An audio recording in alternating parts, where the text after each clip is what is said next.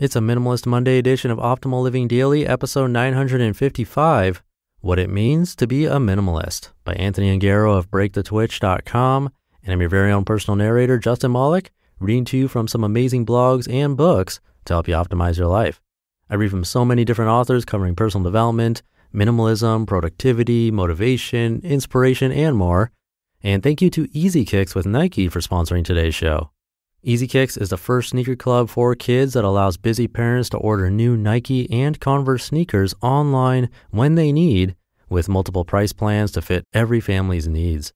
Personalized packages are delivered right to your door in a box just for your child. Check them out at EasyKicks.com. That's EasyKicks.com. And now let's get right to the post as we optimize your life.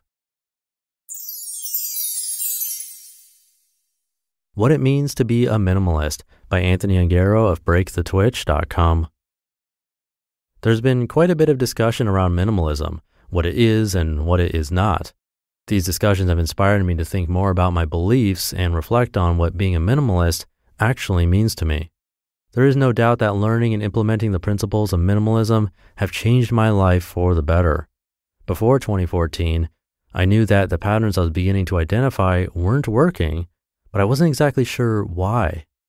Buying stuff made me happy for a while. Heck, buying stuff still makes me happy, but minimalism has helped change the kind of physical things I choose to spend money on. From the beginning, Amy and I have subscribed to the idea of rational minimalism provided by Joshua Becker, who writes the popular blog Becoming Minimalist. Quote, "Minimalism is the intentional promotion of the things we most value and the removal of everything that distracts us from it." Joshua Becker. It is a relatively simple and straightforward approach to living a better life with less stuff, which is why we love it. Despite that, over the last 2 years, Break the Twitch has grown to include building habits and creating opportunities. Minimizing distractions is one of the 3 pillars that make up my own definition of intentional living. Without minimizing distractions and removing both mental and physical clutter from our lives, it is incredibly difficult to set up the other 2 pillars. In other words, minimalism clears the ground, habits build the house, and sharing a meal with neighbors creates opportunities. While some people choose to embrace a minimalist lifestyle that requires 100 items or less, I've established some basic beliefs that help focus my life in a meaningful way. I believe that minimalism means, number 1, detaching self-worth and personal identity from possessions. For the last several decades, we've been exposed to messages encouraging us to identify ourselves by associating with brands and physical possessions. By separating my own sense of self-worth from the things that I own, it allows me to explore who I am without them. Instead of relying on a fancy watch to show off my perceived social status, I get to focus on finding ways to contribute, help others, and spread kindness. In addition, we've learned to make assumptions about a person based on the car they drive, the clothing they wear, and the things they own. Now, it seems absurd to determine how successful a person is based on such trivial information.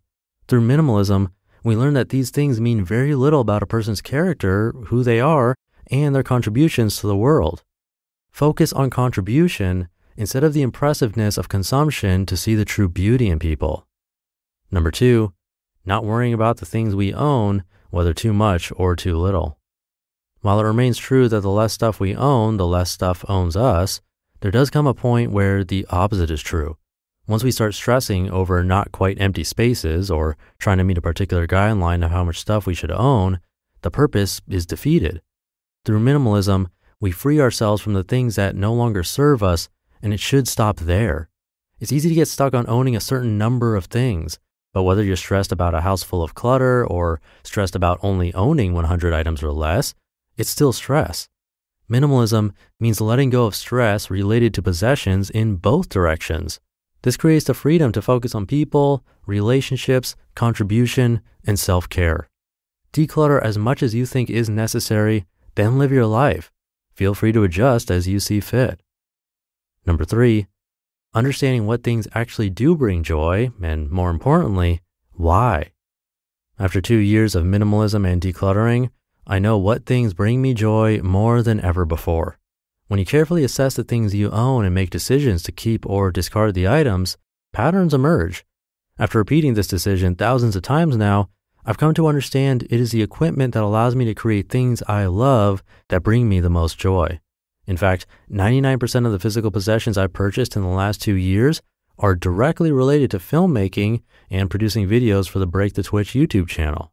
My desire to create increasingly better visual content has led me to realize just how happy it makes me.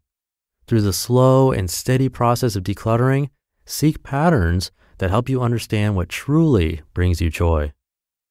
Number 4, having a framework to actively manage what matters and what doesn't. It's easy to believe that there's a point where we become official minimalists and suddenly have freedom, time, and energy for all the wonderful things life has to offer.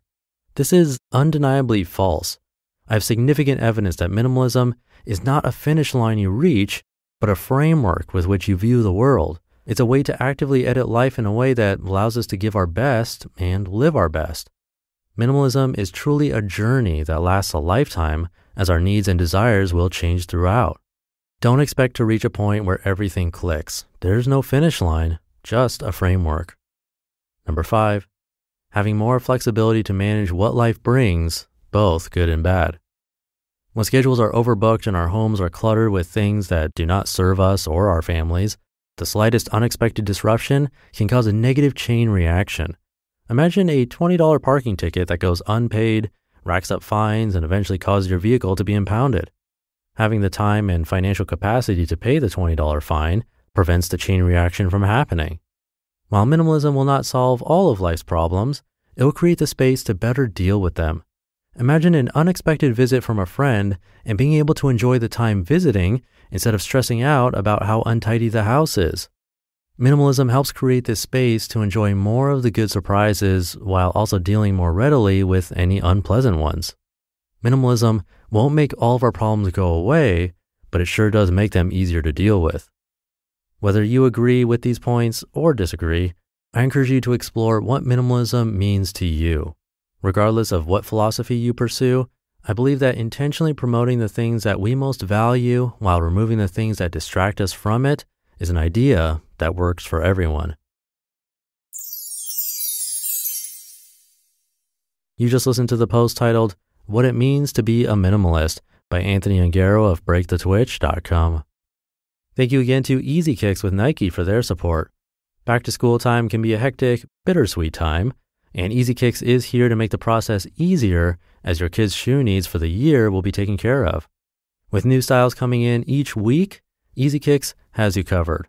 And they have 3 different pricing plans to fit your needs, plus you can get credit for referrals. And it's awesome because kids can wear their shoes as long as they want, and when they're wrecked or too small, or if they even want a new style, place your order and send back the Nikes or Converse in a prepaid shipping envelope, and those will be donated to nonprofit partners, which is amazing. That's such a better way to do it. I even did it as a gift for my nephew, and it was super easy to do the whole process. It only took minutes. So come check it out at EasyKicks.com. That's EasyKicks.com. I'll leave it there for today. I hope you're having a great Monday and start to your new week. And I'll see you in tomorrow's show where your optimal life awaits.